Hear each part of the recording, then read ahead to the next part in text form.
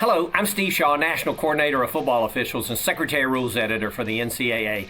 And today we're presenting our 5th preseason training video for 2024, and we're going to be focused on kick plays.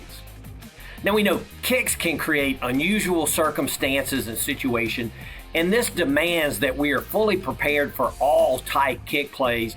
And this should be not only highlighted in our off-season study, but each week during our pregame conferences, we should focus on kicks. And let's always remember, be alert to enforce all of our player safety rules on kick plays.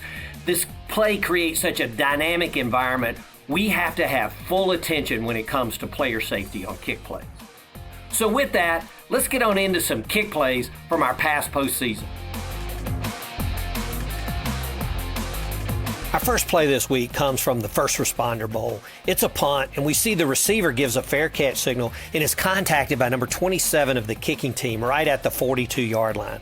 The back judge and side judge both get flags down, but the back judge does a good job and continues to work the play, and the kick is ultimately dead at the 33-yard line. Now, the flags were for kick-catching interference, and we know that this will be penalized from the spot of the foul. And we know that the rule states that a player of the receiving team, if he's located where they could catch a scrimmage kick that's crossed the neutral zone, and if the player is attempting to do so, they must be given an unimpeded opportunity to catch the kick. And here, the kick lands at least 3 yards away, but clearly the contact took the receiver's opportunity to catch the kick away, so it's a correct call.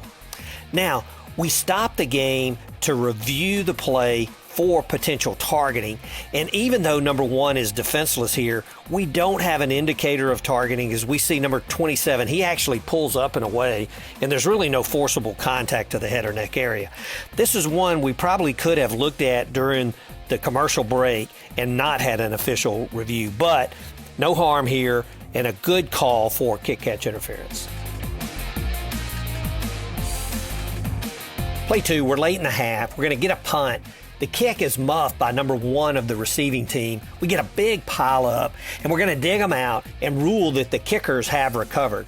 And there's offsetting unsportsmanlike conduct fouls just after the play.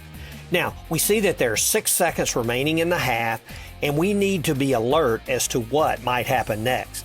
After the announcement of the offsetting unsportsmanlike conduct fouls, we see that the offense sends out their field goal team, and the defense is beginning to come out as well. Field judge, you need to be aware of this situation and consider that the offense with 6 seconds remaining may attempt a field goal. Referee, no rush here. Make sure we're all set before you blow the ready for play. And we can see the back judge using O to O, frantically trying to alert the field judge. But finally, the field judge comes running in and is about to hash at the snap and gets to his upright as the kick is in the air. And as we would expect to happen here, the field judge has a very tight call, and he makes the correct call here. You can see the ball just outside the upright and no good. But we need to be in position in these type situations to make our proper call. Game awareness is so important. Play 3, we officiate the play very well, but we need to make sure that we're buttoned up and rules aware and use solid enforcement procedures. Now we get a punt, it's caught by the receiver at the 34-yard line. He stays up, makes a nice return, but we ultimately have multiple flags on the play, 3 live ball fouls, and as you can see after the play, there's a skirmish in the bench area, and we have a dead ball, unsportsmanlike conduct foul on a player of the receiving team. Now, as we go back and take a look at the play, the live ball fouls, we see a holding by number 16 clearly during the kick. And so this is going to be governed by post-scrimmage kick enforcement. We have an illegal blindside block by number 16 before the end of the play. Number 16 had a heck of a play. And then we also have a live ball face mask foul by number 5 of the kicking team during the return. Ultimately, 3 live ball fouls and 1 dead ball foul on a scrimmage kick. And so we need to sort it out and quickly give the coaches their options. We know that with a dead ball unsportsmanlike conduct foul on the receiving team, they're not going to want offsetting fouls, as that would give the ball back to the offense, and after the enforcement, they would have a 1st and 10 for the dead ball unsportsmanlike conduct. And we know that If the fouls by Team B occur after a change of possession or PSK, Team B can decline offsetting fouls. So properly enforced here, we would penalize 10 yards from the PSK spot, which is the end of the kick, and penalize the holding back to the 24, and then half the distance back to the 12 for the dead ball foul. And we end up at the 10, but more importantly, we don't do a great job of explaining this to the coaches. We ultimately have 3 announcements. We get it right at the end. 3 announcements. It takes 5 minutes and 45 seconds to get it all enforced. So let's make sure that we work hard on these difficult plays, and they're going to happen during kick plays. Play 4, we get a punt, and we see that the receiver, he moves into position to catch the ball at the 12, and then the back judge is going to come in and shut the play down for an invalid signal by number 3 of the receiving team. Now, we know an invalid signal is any waving signal by a player of the receiving team, and this signal, valid or invalid, deprives the receiving team the opportunity to advance the ball. So it's a good alert by the back judge. He shuts the play down quickly and spots the ball at the 12. So that's excellent work by the back judge. And we know that if we didn't make this call on the field, replay can come in and rule on the receiving team advancing after a fair catch signal, whether it's valid or invalid. But good job by the back judge to get it shut down here. Play 5, we're going to have a punt. And the receiver gives a fair catch signal and then is contacted by number 24 of the kicking team. And we get 2 flags down on the play. And we see that the back judge is giving the kick catching interference signal to the referee. Now, there's no doubt there's contact here, but the crew's going to come together to talk it through. And we're going to determine that number 25 of the kicking team was guilty of a block in the back, and number 24 was blocked into the receiver. So there's no foul for kick catching interference. This is really good crew communications to get a block in the back and take away the kick-catching interference. Now, we get a good announcement by our referee to explain it all. One minor issue is we announce that the penalty is enforced from the spot of the foul, which was a 26, but this should be PSK enforcement from the end of the kick, which was at the 24. But no big difference here, 2 yards, but it's an excellent job of sorting through the action by the crew and getting the correct foul. Nice job. Play 6 is a 2-play vignette concerning action against the kicker. Now, our first play, we've got 4th and 10. The offense decides to punt, and we're going to get a flag from our referee for running into the kicker.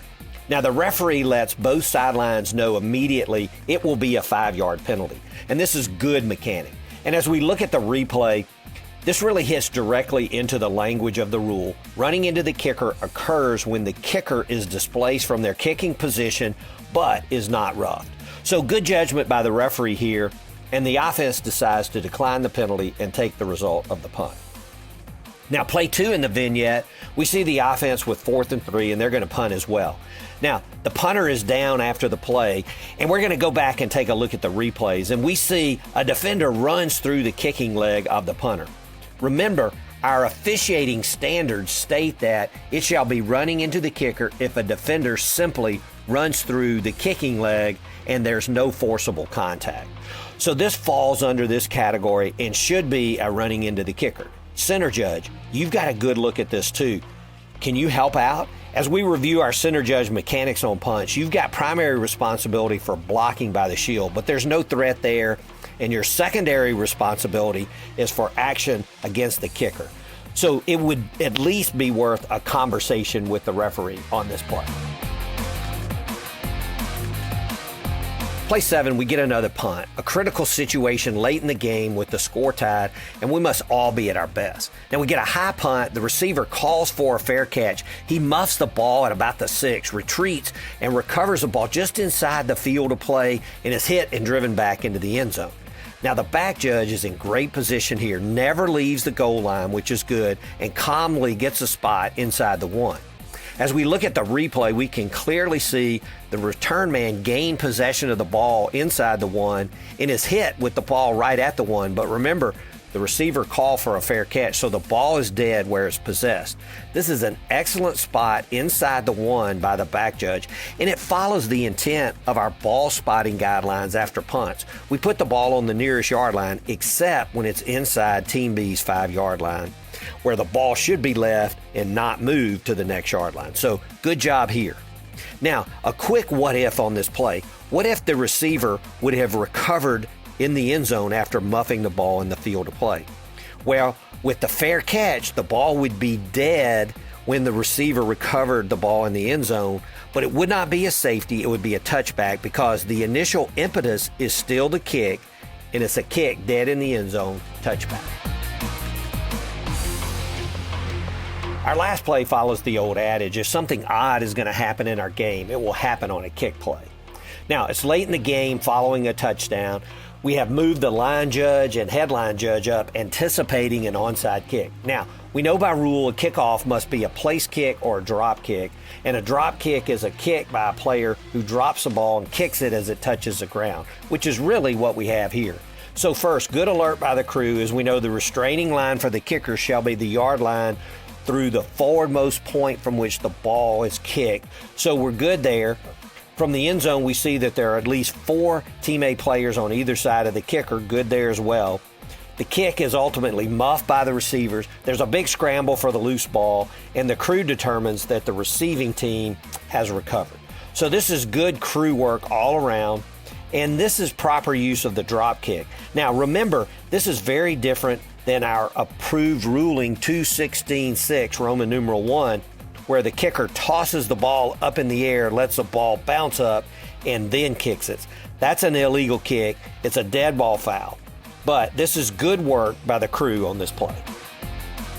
Well, that's it for our kick plays, and as we observe, we must be fully prepared to handle all situations on kicks, and that demands an off-season study rigor as part of our preparation for the year. So thank you for all your continued preparation in this off-season. It'll pay off for us soon. Best of luck to all.